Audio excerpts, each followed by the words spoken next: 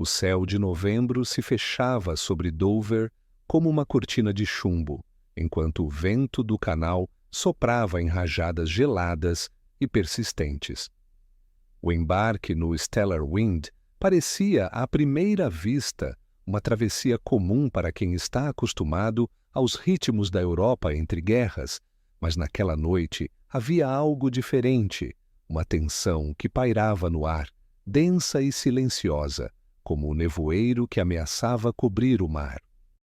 Hercule Poirot, o célebre detetive belga, subia a bordo com seu habitual passo meticuloso, o olhar atento a cada gesto dos passageiros e da tripulação. Ele não buscava o conforto de uma travessia tranquila. Já previra que aquela noite, de alguma forma, mudaria o destino de todos a bordo. No salão de primeira classe, uma atmosfera elegante escondia os desconfortos da noite fria. Os passageiros se acomodavam, cada um levando consigo não apenas malas, mas também silêncios, mágoas e pequenas desconfianças. O industrial Arthur Sterling, um homem de presença imponente, ajustava seu relógio de ouro a intervalos regulares, consultando papéis como se não houvesse tempo a perder.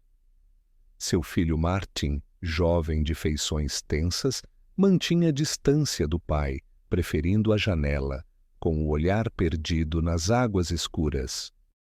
Madeleine Lefebvre, francesa de gestos contidos, lia uma carta silenciosamente, vez ou outra observando ao redor. O coronel James Barnaby, militar aposentado, lia seu jornal com atenção que parecia maior do que o necessário, mas não deixava de escutar as conversas ao redor. Por fim, a governanta Helen Ward, discreta e sóbria, mantinha-se afastada, ocupando-se de um livro e de rápidas anotações em um pequeno caderno. Poirot posicionou-se próximo à lareira, absorvendo os detalhes, o cheiro do carvão, o barulho abafado dos motores, o tilintar dos copos e o som distante das ondas batendo contra o casco. Ele notou como Sterling controlava o ambiente, como Madeleine media suas palavras, como Barnaby mantinha sempre a coluna ereta, como Ward evitava cruzar olhares com Martin. Nada escapava a seus olhos treinados para as sutilezas humanas. Mas o que mais chamava a atenção era o modo como cada passageiro parecia evitar falar sobre a viagem em si, preferindo distrações, enquanto o ferry cortava a escuridão do canal. O jantar foi anunciado pouco depois das 7, mas um clima estranho dominava a sala. Quando todos se dirigiram à mesa, notou-se a ausência do industrial. O garçom tentou localizá-lo sem sucesso. Um desconforto geral se instalou. Poirot sugeriu uma busca discreta, guiando a tripulação até o lavabo de primeira classe, uma porta de madeira pesada, trancada por dentro. Batidas foram respondidas apenas pelo silêncio. Após tentativas frustradas, forçaram a entrada. O que encontraram ali mudaria o rumo daquela noite.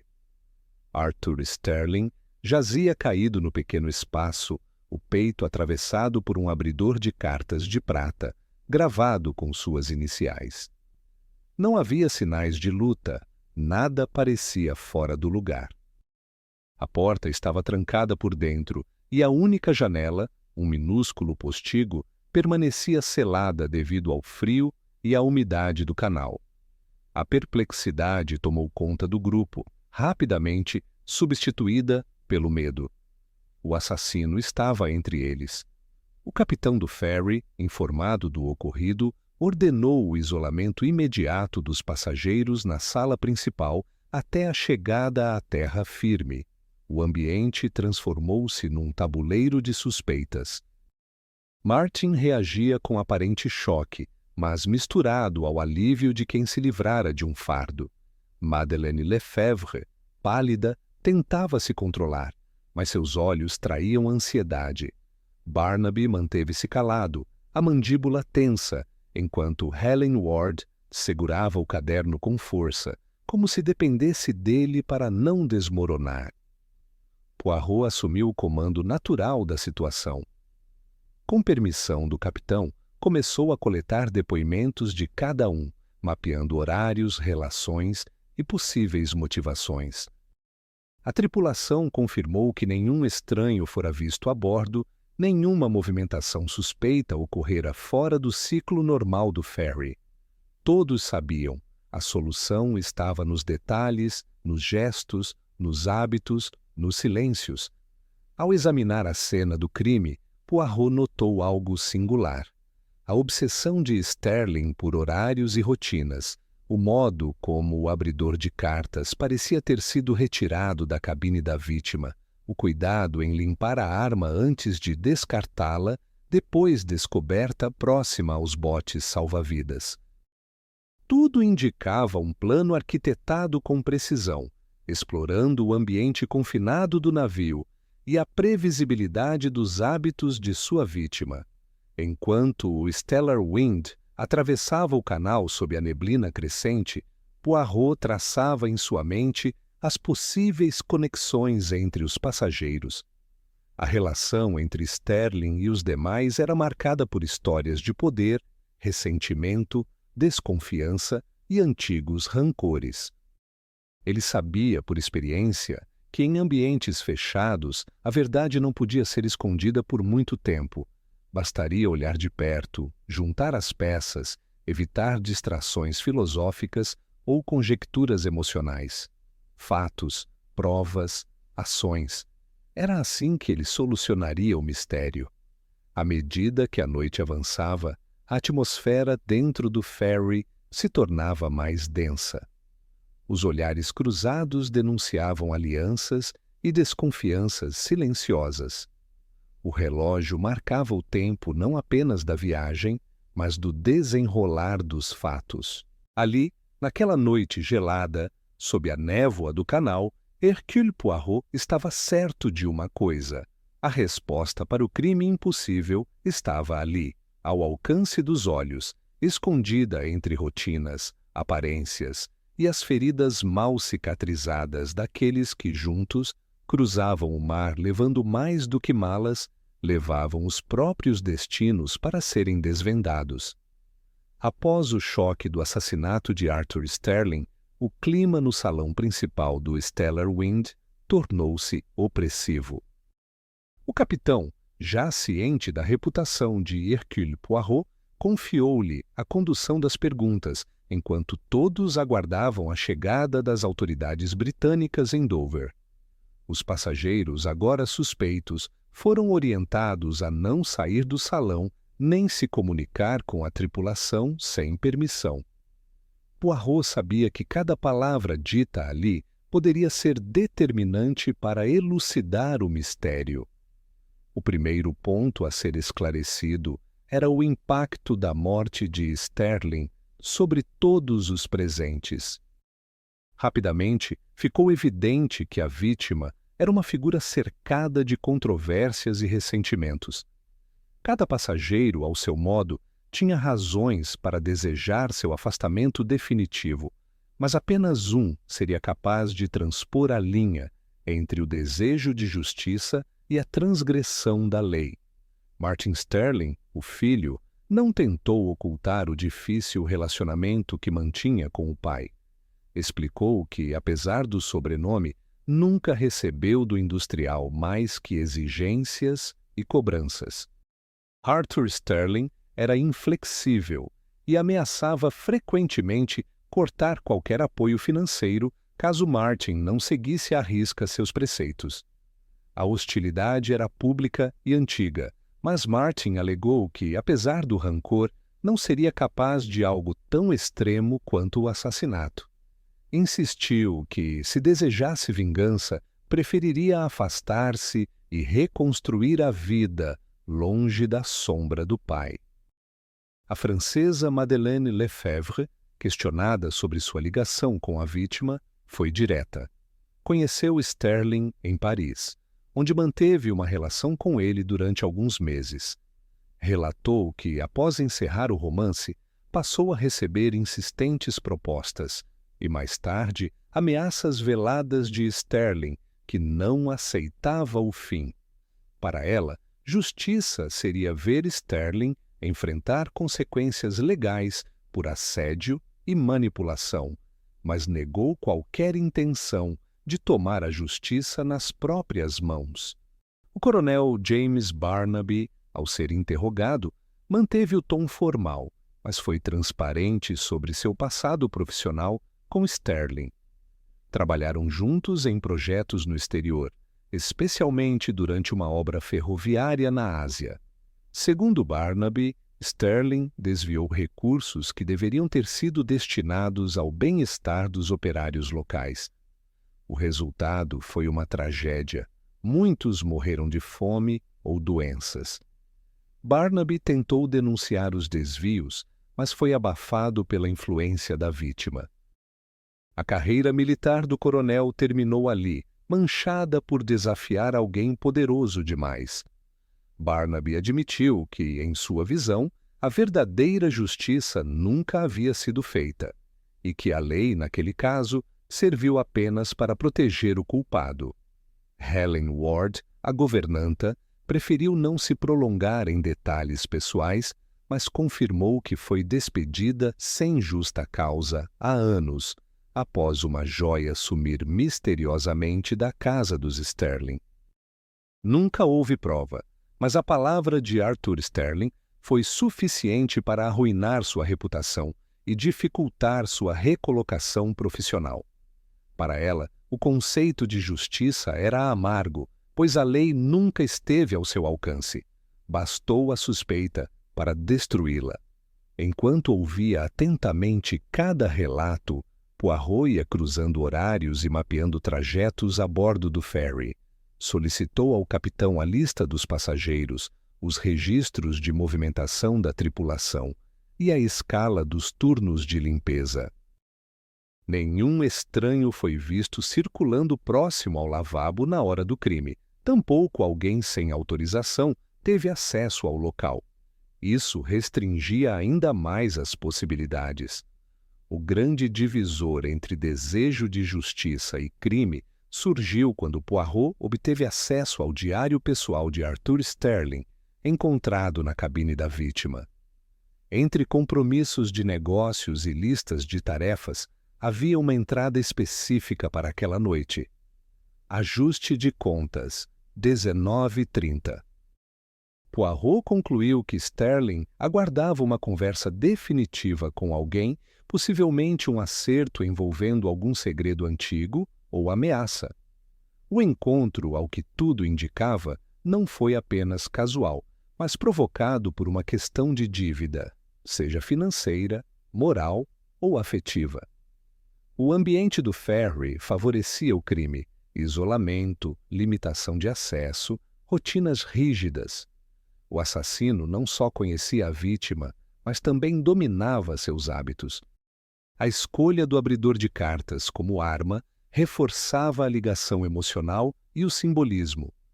Sterling considerava o objeto um talismã, presente de antigos parceiros de negócios. A forma como a arma foi utilizada e depois descartada, limpa e largada perto do bote salva-vidas, indicava planejamento meticuloso e ausência de improviso, eliminando a hipótese de impulso ou acidente. Poirot então articulou para todos no salão: a justiça, no entendimento do criminoso, não seria alcançada pela via formal. O responsável pelo assassinato agiu deliberadamente, disposto a suprir a lacuna deixada pela lei, executando o que considerava uma retribuição adequada pelos males causados por Sterling. A linha entre o desejo de reparação e a ilegalidade foi cruzada com precisão, frieza e um grau de cálculo raramente visto em crimes passionais. A tensão aumentava a cada nova revelação, pois todos sabiam que, a partir daquele momento, não se tratava mais de especular sobre motivos. O crime não era obra de alguém dominado pela raiva, mas de quem sentiu-se investido da responsabilidade de aplicar a justiça quando os tribunais fracassaram. Essa escolha, porém, custou a liberdade do responsável. A lei, ainda que tardia, agora cobrava sua dívida. Com os elementos reunidos, Poirot sabia que a solução dependia de identificar entre todos quem teve o conhecimento necessário para agir com tamanha precisão, quem possuía o passado suficiente para acumular razões e a disposição para romper a última barreira entre justiça e transgressão. No ferry, à medida que a costa inglesa se aproximava, ficou claro: em certos ambientes, a justiça de um pode se tornar o crime de outro, e a diferença entre elas é definida por uma escolha. Com as primeiras conclusões traçadas, Poirot passou a examinar mais de perto as motivações individuais ligadas à culpa e à busca por redenção. A atmosfera a bordo do Stellar Wind se tornava cada vez mais densa, já que, além da suspeita, cada passageiro precisava enfrentar seu passado e suas ações à luz do assassinato. A investigação se concentrou, então, na relação entre prejuízos, perdas e as tentativas, frustradas ou não, de corrigir ou compensar erros. O coronel James Barnaby foi o primeiro a ser chamado para uma conversa mais detalhada. Mantendo sempre a compostura, Barnaby relatou, sem rodeios, que tentara denunciar desvios e condutas antiéticas de Arthur Sterling durante o projeto ferroviário na Ásia. Quando os desvios de recursos ficaram evidentes, Barnaby procurou superiores, enviou relatórios e cartas, mas suas denúncias foram ignoradas e ele acabou afastado. O coronel carregava, desde então, o peso de não ter conseguido salvar trabalhadores inocentes das consequências dos atos de Sterling. O fracasso em promover justiça à época o acompanhava como uma dívida moral.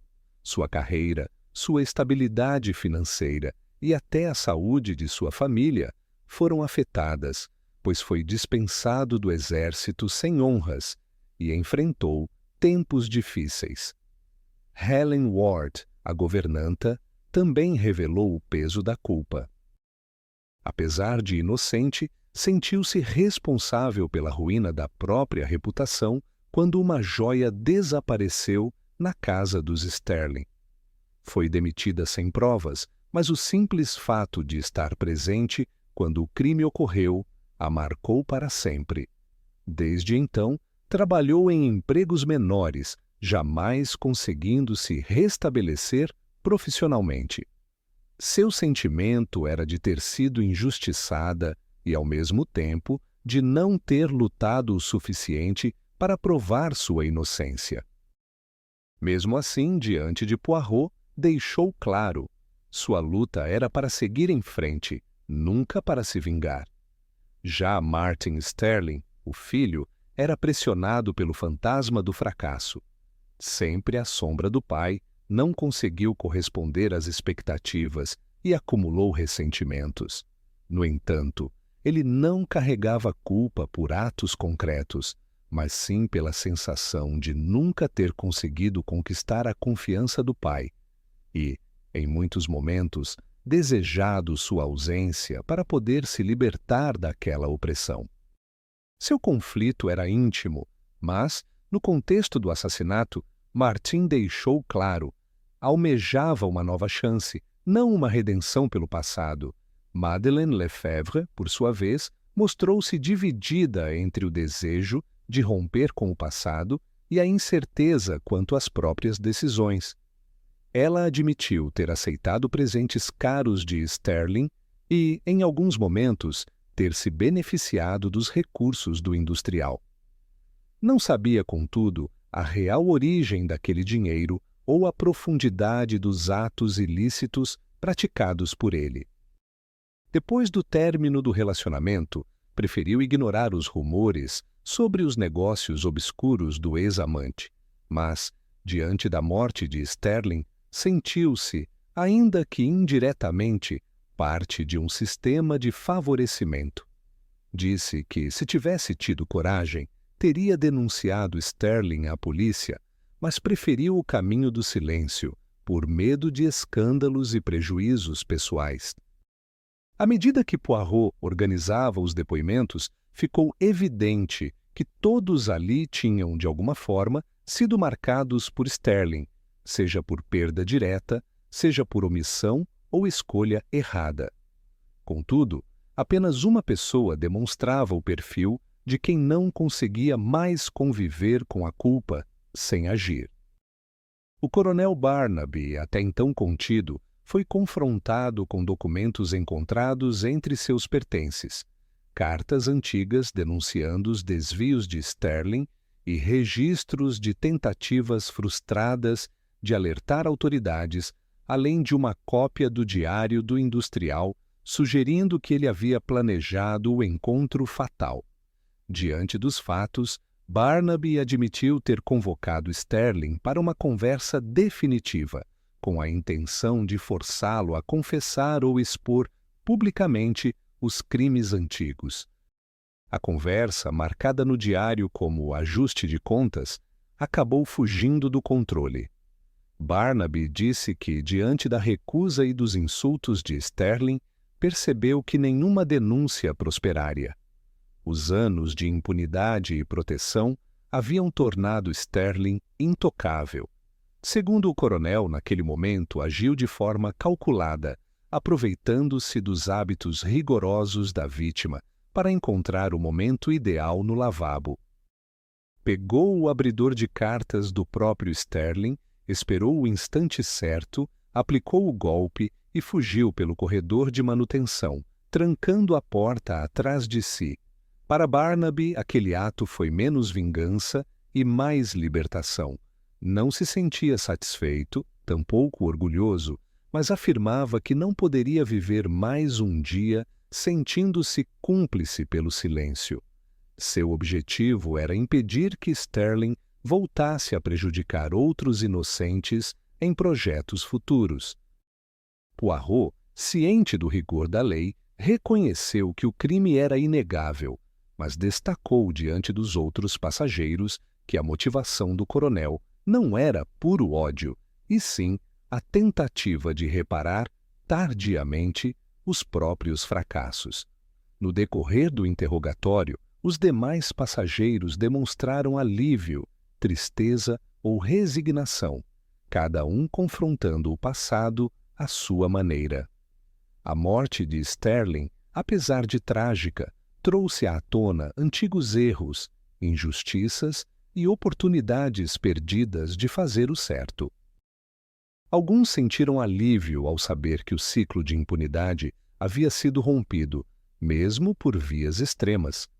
A bordo do ferry, a busca por redenção se mostrou presente em todas as histórias. Ninguém saiu imune à ação de Sterling, mas apenas um decidiu que era preciso agir, ainda que isso significasse cruzar a linha da lei. No final daquela noite, para Barnaby, restou a confissão e a certeza de que, ao menos por uma vez, a culpa não falaria mais alto do que o desejo de consertar o passado. Poirot encerrou a investigação, apresentando à polícia os fatos e a confissão, consciente de que a justiça dos tribunais finalmente seria acionada, mas ciente de que as marcas deixadas por Sterling permaneceriam nos outros passageiros como cicatrizes de uma travessia, onde todos foram chamados a enfrentar sua própria consciência. Com a confissão de Barnaby e a reconstrução dos fatos, Poirot voltou sua atenção para os elementos que haviam confundido a investigação desde o início: as identidades dos passageiros, o papel das aparências e os subterfúgios utilizados para viabilizar o crime no ferry. O detetive sabia que, em ambientes fechados e controlados, cada detalhe sobre quem é quem e sobre o que se esconde atrás de nomes e comportamentos pode alterar o curso de um inquérito. O caso de Arthur Sterling ilustrava bem o quanto as aparências podem ser traiçoeiras. Ele era conhecido por sua postura austera, trajes impecáveis e gestos de autoridade, transmitindo a imagem de um empresário intocável. Essa aura de poder, porém, escondia uma série de práticas ilícitas, traições profissionais e injustiças pessoais. Sterling construiu uma reputação de homem respeitável, mas apenas porque soube manipular como era visto em público, protegendo-se por trás do status social, da fortuna e dos contatos. Entre os passageiros, o jogo das aparências também se impunha como estratégia de sobrevivência. Martin Sterling, por exemplo, vivia sob a sombra do pai, sendo visto como o herdeiro natural dos negócios da família, mas sua insegurança e incapacidade de enfrentar Sterling nunca transpareciam totalmente nos encontros sociais. Era sempre apresentado como o jovem empresário em ascensão, quando, na verdade, acumulava fracassos e buscava apenas fugir das pressões. Madeleine Lefebvre, por sua vez, representava uma elegância clássica e uma postura reservada, com fama de mulher independente e sofisticada. Essa imagem era cuidadosamente cultivada. Ela evitava qualquer associação direta a escândalos, e suas ligações com Sterling eram tratadas como amizade europeia, nunca admitindo a relação tempestuosa e as ameaças que sofreu após rejeitar as investidas do industrial. A própria presença de Madeleine a bordo do ferry foi justificada como uma coincidência, quando Poirot rapidamente percebeu que ela sabia exatamente onde Sterling estaria naquela noite. Helen Ward, a governanta, era o exemplo mais claro da distorção entre identidade real e aparência social. Vista como uma profissional séria, dedicada e leal, sua reputação foi destruída por um único evento, mesmo sem provas concretas. Bastou uma suspeita lançada por Sterling para que todos acreditassem em sua culpa. Ward se viu obrigada a adotar uma postura defensiva constante, nunca mais reconquistando o respeito perdido.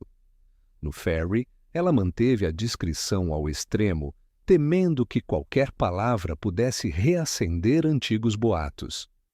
O caso mais intrigante, porém, surgiu na análise da lista de passageiros. Poirot percebeu uma discrepância. Havia uma passagem reservada para Margaret Sterling, uma suposta parente da vítima. No entanto, ninguém a bordo conhecia essa pessoa, e durante toda a travessia, nenhum membro da tripulação relatou ter visto uma passageira com esse nome.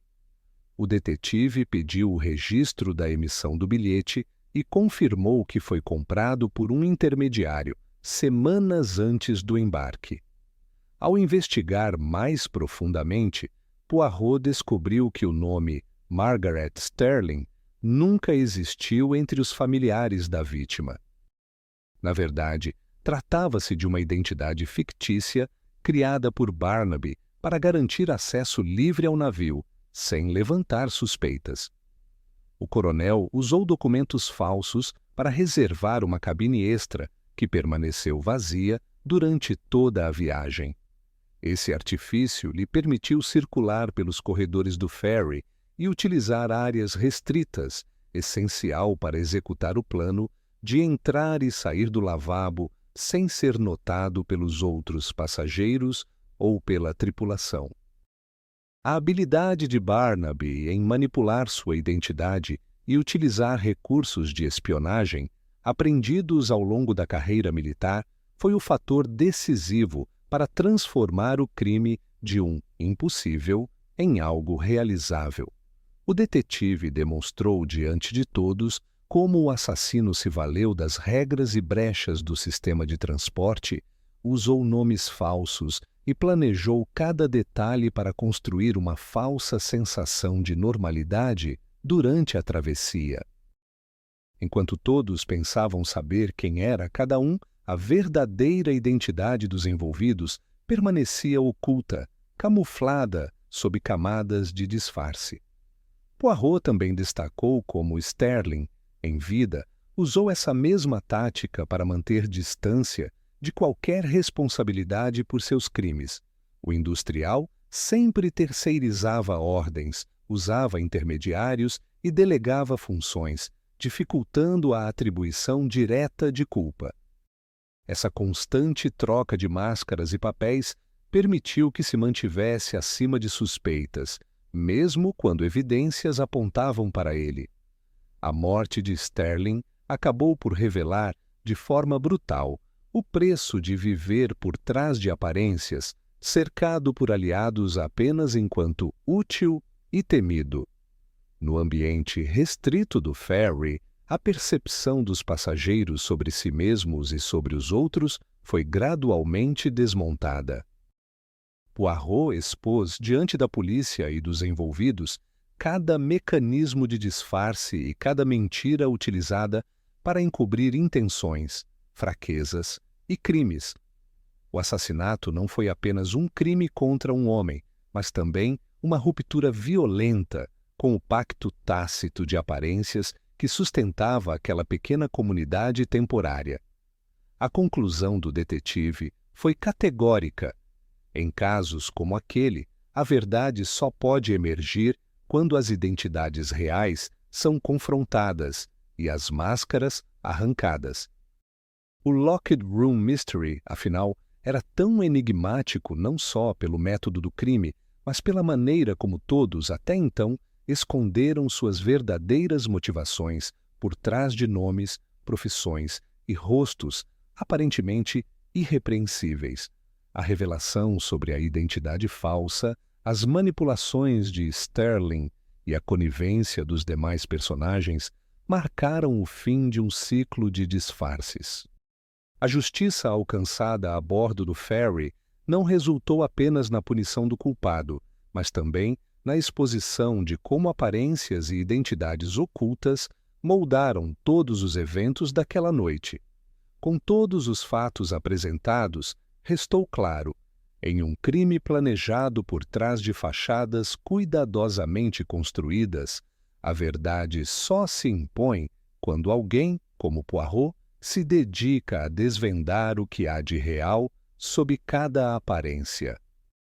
A travessia do Stellar Wind chegou ao seu clímax quando Hercule Poirot decidiu concentrar sua análise em um aspecto que, para a maioria, parecia trivial, mas que para ele era central: a rotina da vítima. O industrial Arthur Sterling era um homem de hábitos rigorosos, quase obsessivos. Todos a bordo sabiam da sua mania por horários e de sua pontualidade quase militar. Esse traço, ignorado ou subestimado pelos demais, acabou sendo o fio condutor que permitiu ao assassino arquitetar e executar um crime que parecia impossível. Poirot reuniu os passageiros restantes e a tripulação no salão principal. Ele pediu ao capitão todos os registros de movimentação do salão e dos corredores ao redor do lavabo de primeira classe. Após revisar depoimentos e horários, ficou claro que Sterling tinha o costume de utilizar o lavabo sempre no mesmo horário, a cada 15 minutos, sem nunca falhar. O relógio de ouro que carregava não era mero adorno, mas símbolo e ferramenta do seu desejo de controle absoluto sobre o próprio tempo e espaço. Na noite do assassinato, Sterling levantou-se pontualmente às 19h30, exatamente como anotado em seu diário, ajuste de contas. Entrou no lavabo, fechou a porta por dentro, como fazia habitualmente, e não foi mais visto com vida. A porta permaneceu trancada e a janela, um pequeno postigo selado devido ao clima, estava fechada por dentro. Nenhum ruído, nenhum pedido de socorro. Quando finalmente arrombaram a porta, Sterling estava morto, atingido com precisão no peito por seu próprio abridor de cartas e não havia sinal de luta ou desordem. O que parecia um crime sem solução tornou-se para Poirot um caso de compreensão do método e do comportamento. O detetive solicitou então uma inspeção minuciosa nas áreas de serviço do navio. Encontraram próximo ao lavabo um painel de manutenção deslocado. Segundo a equipe, o acesso normalmente era restrito, mas, naquela noite, devido ao mar agitado, o painel se soltou parcialmente, criando uma passagem discreta e improvável. Apenas alguém familiarizado com o navio e atento às mudanças poderia identificar e utilizar esse detalhe a seu favor. Poirot apresentou a reconstituição. O assassino, já decidido a agir, observou o hábito inflexível da vítima e programou tudo para aquele momento. Munido do abridor de cartas retirado discretamente da cabine de Sterling, escondeu-se no corredor de manutenção. Quando Sterling entrou no lavabo, o assassino acessou o local pelo painel, surpreendeu a vítima, desferiu o golpe certeiro e saiu pelo mesmo caminho. O tempo foi fundamental. A rotina da vítima garantia que, durante 15 minutos, ninguém notaria sua ausência, e o salão ficaria ocupado com a movimentação do jantar. A arma do crime, limpa de impressões digitais, foi descartada junto aos botes salva-vidas, evidenciando um planejamento meticuloso e sangue frio. O assassino retornou ao salão antes que alguém pudesse notar qualquer ausência fora do comum. O álibi foi construído justamente pela previsibilidade da rotina de Sterling. Todos esperavam vê-lo afastar-se nos mesmos intervalos e ninguém estranhou seu atraso inicial até que se passou tempo suficiente para ser tarde demais. Barnaby, o assassino confesso, admitiu em depoimento que foi essa obsessão pela rotina que o fez acreditar que seria possível cometer o crime sem ser pego. Durante o tempo em que investigou Sterling, percebeu que o industrial jamais variava seus hábitos, o que eliminava qualquer risco de erro logístico no plano. Sabia exatamente quando a vítima estaria sozinha, vulnerável e com a guarda baixa, envolta na falsa sensação de segurança criada pela própria previsibilidade. O painel de manutenção foi uma oportunidade aproveitada no improviso, mas toda a estrutura do plano estava sustentada pela rigidez dos horários de Sterling. Poirot destacou aos demais passageiros que a rotina, quando se torna inquestionável, deixa de ser proteção e passa a ser armadilha. Sterling se achava acima de qualquer perigo, justamente por controlar cada aspecto do ambiente, mas não percebeu que alguém poderia usar esse controle contra ele. O caso serviu de lição direta. Um hábito inalterável pode ser, para o observador atento, um mapa perfeito para a ação criminosa. O detetive também ressaltou que a confiança excessiva na regularidade de rotinas não apenas expôs Sterling, mas facilitou a execução e o encobrimento do crime. Os horários previsíveis permitiram ao assassino circular pelos corredores, acessar a cabine da vítima, pegar a arma e dispor dela sem levantar suspeitas, tudo com a precisão de um relógio. O ambiente restrito do ferry, ao invés de dificultar o crime, potencializou seu sucesso ao eliminar variáveis inesperadas. Os passageiros, diante da explicação, reconheceram a lógica implacável do raciocínio de Poirot. O assassinato de Sterling não foi um crime de oportunidade, nem resultado de impulso. Foi um golpe meticulosamente planejado em que a rotina da vítima serviu de cronograma para o autor. Não houve margem para sorte ou acaso, apenas disciplina, observação e um aproveitamento implacável dos hábitos alheios. No final da exposição, Poirot reforçou que a solução de mistérios aparentemente impossíveis depende, muitas vezes, de atenção ao que é repetido todos os dias sem reflexão. Sterling, ao acreditar-se intocável por controlar sua agenda e seu ambiente, acabou tornando-se vulnerável como nunca. O assassino não precisou força, truques mirabolantes ou acesso privilegiado. Bastou observar, esperar o momento certo e agir com frieza. Com a verdade revelada e o culpado confesso, restou à tripulação preparar o desembarque e os trâmites legais junto à polícia em Dover.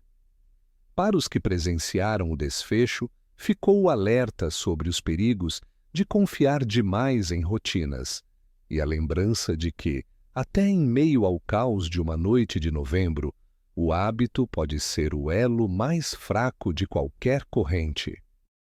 Com o caso resolvido e a confissão de Barnaby apresentada de forma clara à polícia britânica em Dover, a travessia do Stellar Wind chegava ao fim, deixando para trás mais do que apenas um crime solucionado.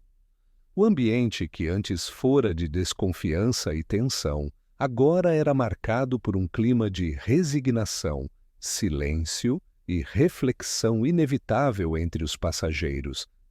Cada um deles, de alguma forma, sairia transformado daquela noite em alto mar. Ao desembarcarem, os passageiros foram recebidos por autoridades e encaminhados ao hotel reservado pela administração do porto, onde a polícia completaria os depoimentos e as formalidades. Poirot, por sua vez, entregou todos os detalhes do caso, documentos, horários e a explicação do método utilizado para cometer o crime impossível. Não houve espaço para dúvidas ou reinterpretações. A rotina da vítima, a manipulação das aparências, a tensão entre justiça e lei e o peso da culpa estavam todos devidamente encaixados no quebra-cabeça que culminou na morte de Arthur Sterling. O capitão do ferry agradeceu a Poirot pela atuação decisiva. Sem a presença do detetive, era provável que o crime jamais tivesse sido resolvido e o assassino talvez tivesse escapado sob a proteção das circunstâncias. A tripulação se encarregou de tranquilizar os demais passageiros e restabelecer a rotina a bordo para as próximas viagens, mas a lembrança do ocorrido permaneceria por muito tempo como alerta.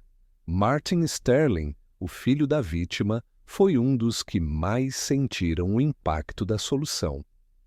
Ele deixou Dover com um misto de alívio e melancolia. Sem o pai opressor, ganhava a liberdade que desejava, mas também carregava a lembrança de tudo o que poderia ter feito diferente enquanto ainda era tempo. Helen Ward, por sua vez, finalmente se viu livre do estigma que carregava desde a falsa acusação. Sua inocência ficou registrada nos autos, e o reconhecimento público, ainda que tardio, devolveu parte da dignidade perdida. Ela partiu com a sensação de que, mesmo quando a justiça falha em um momento, ela pode ser restaurada em outro, mesmo que de maneira indireta. Madeleine Lefebvre preferiu seguir seu caminho em silêncio, com a convicção de que precisava reavaliar o próprio modo de vida e suas escolhas. O contato com as verdades ocultas sob a superfície elegante de sua rotina a fez perceber a fragilidade das aparências. Ela sabia que, por pouco, também não caiu na armadilha da autoproteção e que manter-se à margem não era garantia de inocência. Decidiu que mudaria de cidade e daria um novo rumo à própria história, determinada a não mais aceitar relacionamentos baseados em dependência e silêncio. O próprio Barnaby, conduzido pelas autoridades, não demonstrava arrependimento visível. Admitia o crime como último recurso, resultado de anos tentando fazer valer a justiça por vias oficiais. Sua decisão de agir, no entanto, custou-lhe a liberdade. Ainda assim, para ele, a prisão significava o encerramento de um ciclo de sofrimento e a esperança de que, ao menos desta vez, conseguiu impedir que Sterling repetisse seus crimes em outro lugar. Poirot destacou em seu relatório que Barnaby não era movido pelo ódio puro, mas sim por um senso extremo de dever e pela impossibilidade de seguir adiante carregando a culpa do passado. Para a polícia, o caso ficou marcado pelo desafio do chamado Locked Room Mystery, o crime do quarto trancado. Os investigadores elogiaram a clareza e a lógica da solução apresentada por Poirot. Todos os pontos fundamentais estavam bem fundamentados. A rotina da vítima como brecha, o uso da identidade falsa para garantir acesso e liberdade de movimentos, a frieza do planejamento e a disciplina militar do assassino. O painel de manutenção frouxo, detalhe técnico que poderia passar despercebido, foi determinante para desmontar a ilusão de impossibilidade. O método de Poirot, direto, preciso e baseado em fatos concretos, serviu como modelo para futuros inquéritos de crimes complexos. Após concluir seu papel no caso, Poirot caminhou pela orla de Dover antes de embarcar para seu próximo destino. Refletiu sobre as lições deixadas por aquela travessia, o perigo das rotinas inquestionáveis, o risco de confiar cegamente nas aparências, a linha tênue entre justiça e transgressão e o peso da culpa, que pode levar até mesmo pessoas honradas a cometerem atos extremos. Entendeu, mais uma vez, que todo crime é, acima de tudo, um reflexo das escolhas humanas, do contexto e das pequenas decisões cotidianas que, somadas, criam cenários para o inesperado. No ambiente do Ferry, marcado por sua limitação física e social, cada personagem foi obrigado a encarar não só os próprios atos, mas também os efeitos das omissões e das máscaras assumidas ao longo da vida. O caso ficou como um lembrete de que, mesmo em espaços restritos e aparentemente seguros, a verdade encontra meios de se revelar, sobretudo quando alguém está atento aos detalhes e não se deixa levar por falsas certezas. A bordo do Stellar Wind, todos os envolvidos deixaram o navio carregando bagagens maiores do que as que trouxeram. O crime impossível, solucionado sem recorrer a teorias mirabolantes ou explicações fantasiosas, mostrou que a lógica e a observação minuciosa ainda são as melhores armas para enfrentar o mistério. Mais do que capturar um culpado, a atuação de Poirot expôs feridas, verdades e a complexidade da justiça em um mundo onde a lei nem sempre alcança todos, mas onde o erro, um dia, encontra a reparação. Ao fim da narrativa, Poirot agradeceu ao capitão e à tripulação pela colaboração e ao grupo de passageiros pela honestidade nas respostas. Deixou registrado que, na busca pela verdade, cada detalhe conta e que o maior desafio não é decifrar o método, mas compreender a natureza humana por trás de cada ato. Ele partiu, como sempre, discreto, certo de que mistérios sempre o aguardariam em qualquer lugar, e de que, por mais surpreendente que seja o crime, a resposta costuma estar nas pequenas rotinas que todos julgam seguras. Assim terminou a noite no Stellar Wind, uma travessia onde justiça, culpa, aparências e hábitos se cruzaram, provando que até o impossível pode ser desvendado quando há método, atenção e coragem para encarar a verdade. E assim, mais um mistério foi desvendado. Mas quantos outros ainda esperam por respostas? Se gosta desse tipo de investigação, inscreva-se no canal e ative as notificações para não perder os próximos casos.